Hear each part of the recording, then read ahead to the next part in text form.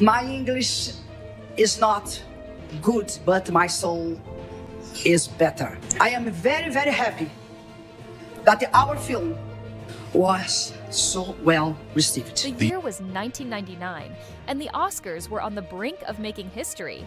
Fernanda Montenegro had delivered a mesmerizing performance in Central Station, a film that captivated audiences worldwide with its raw emotion and depth. Critics hailed her portrayal as one of the greatest ever seen. As the envelope for Best Actress was about to be opened, it seemed inevitable. Montenegro was set to become the first Brazilian actress and the first Portuguese-speaking performer to claim Hollywood's highest honor. But then, shock. The name, announced, was Gwyneth Paltrow. The room erupted in applause, yet beyond Hollywood there was silence, quickly followed by outrage. Fans, journalists, and fellow actors alike questioned the decision, calling it one of the Academy's most glaring snubs. Now, more than 2 decades later, history may have a chance to correct itself. Montenegro's daughter, Fernanda Torres, is emerging as a strong contender for the 2025 Oscars. Could this be Hollywood's moment of redemption, or is the Academy poised to repeat one of its biggest mistakes? To understand why Fernanda Montenegro's loss still feels unfair, we need to go back to the late 1990s, a time when Hollywood rarely gave major awards to actors who didn't perform in English. Back then, the Oscars were heavily influenced by big-budget studio campaigns, and international films, no matter how brilliant, often struggled to compete. Central Station was different. It wasn't a flashy Hollywood production, but a deeply moving Brazilian film that touched audiences worldwide. The story followed Dora, a former schoolteacher turned letter writer who reluctantly bonds with a young orphan searching for his father. Montenegro's performance wasn't just good. It was extraordinary. She brought out Dora's tough, guarded nature while slowly revealing her warmth and humanity. Critics agreed. She wasn't just delivering a great performance, she was making history. Despite the overwhelming praise, Montenegro faced an uphill battle. She was up against Gwyneth Paltrow, the star of Shakespeare in Love, a film backed by one of the most aggressive Oscar campaigns in history, led by Harvey Weinstein. While Paltrow's performance was charming, many believed it didn't match the emotional depth of Montenegro's work. But in the end, Hollywood politics won. Paltrow took home the Oscar, and Montenegro's loss became one of the most talked about snubs in Academy history. Even today, people still question that decision. Was it truly about performance, or was it about power and influence? And now, 26 years later, as Montenegro's daughter, Fernanda Torres, steps into the same spotlight, the world is watching closely. Will history repeat itself, or will the Academy finally give the Montenegro family the recognition it deserves? Yet the 1999 Oscars were embroiled in controversy long before the winners were announced. That year, Shakespeare in Love was the season's awards darling, bolstered by an aggressive and, as later revealed, highly manipulative Oscar campaign led by Harvey Weinstein.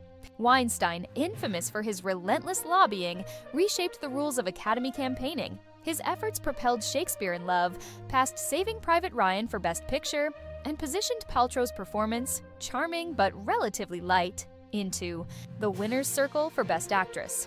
The backlash was immediate.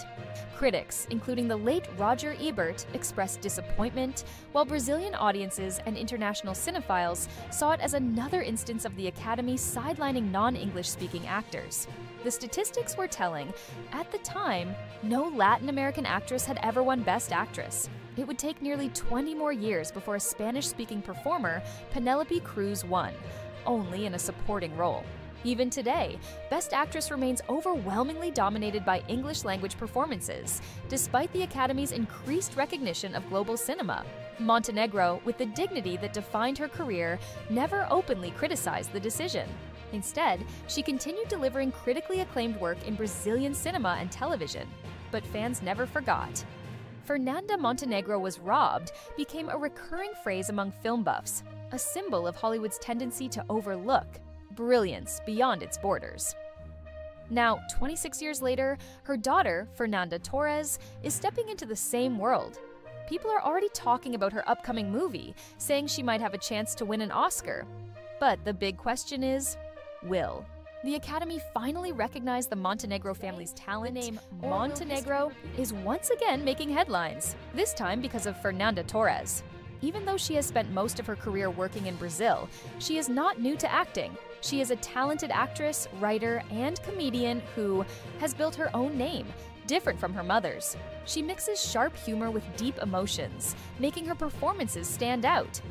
Now, she is about to take a big step.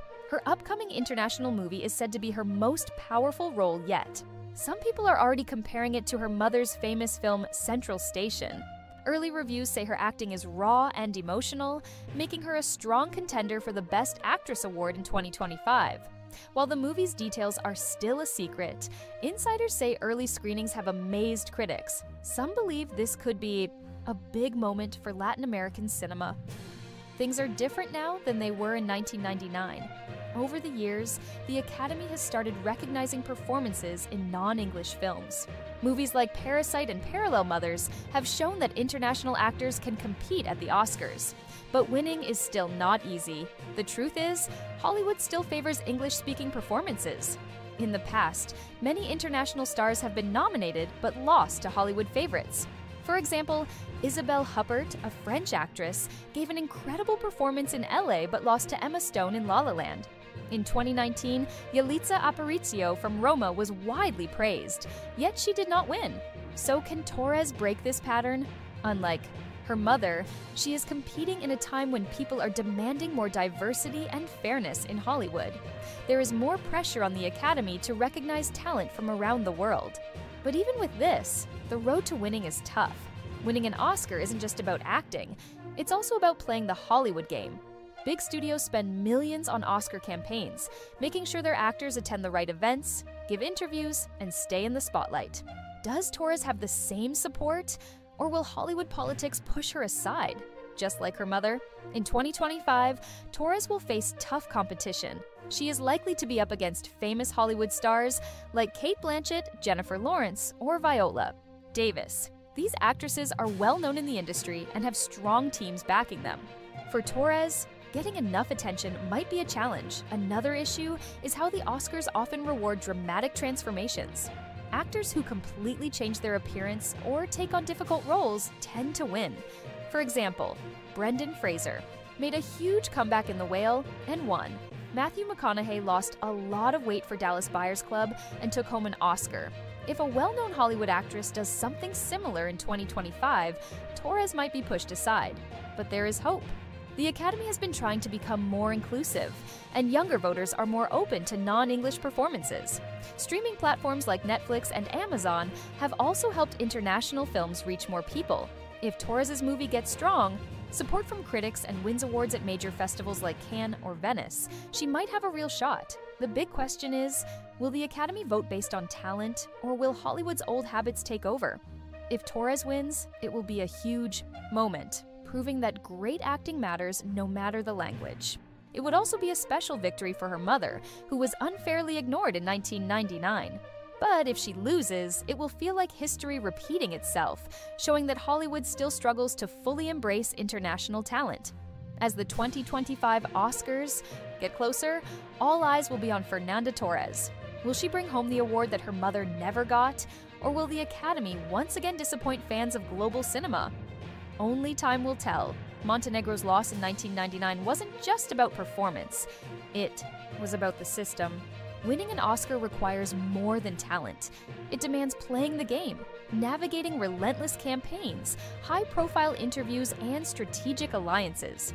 Does Torres have the backing necessary to secure a win, or will she, like her mother, be outmaneuvered by Hollywood's entrenched politics? With Fernanda Torres emerging as a formidable Best Actress contender, the question remains, will the Academy finally recognize the Montenegro legacy, or will Hollywood's old habits persist?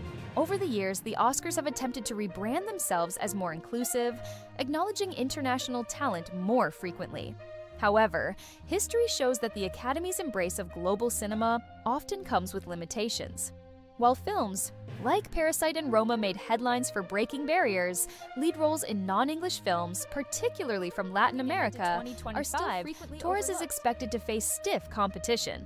Early predictions place her alongside Hollywood powerhouses such as Cate Blanchett, Jennifer Lawrence, and Viola Davis, actresses with deep industry connections, major studio support, and well-oiled PR machines.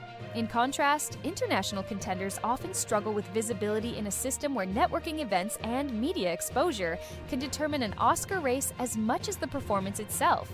There's also Hollywood's tendency to favor narratives over merit. The Oscars love a comeback story or a transformative physical performance. Think Brendan Fraser's return in The Whale or Matthew McConaughey's dramatic weight loss in Dallas Buyers Club. If another high-profile actress headlines a politically charged film or undergoes a drastic transformation, Torres could find herself pushed aside, no matter how exceptional her work may be. Yet, there is hope that the Academy has learned from past mistakes. With increasing pressure from critics and audiences to move beyond its American-centric lens, Torres could benefit from a new generation of Oscar voters more willing to acknowledge global talent. Streaming platforms like Netflix and Amazon have also reshaped the industry, giving international films wider visibility and making them harder for Hollywood to ignore. If Torres' film gains traction on a major platform or secures key festival wins, she could gather enough momentum to challenge the Academy's traditional biases. But the ultimate question remains: will the Academy vote based on performance, or will industry politics once again dictate the outcome? For many people, if Fernanda Torres wins, it won't just be about her. It will feel like justice for her mother, proving that talent has no language or borders. It will show that Hollywood truly values performances from all over the world. But if she loses, it will remind everyone of what happened in 1999, making people wonder if Hollywood has really changed or if it just pretends to be more open. This has happened before. Many amazing actors from outside Hollywood have given unforgettable performances, but still didn't win.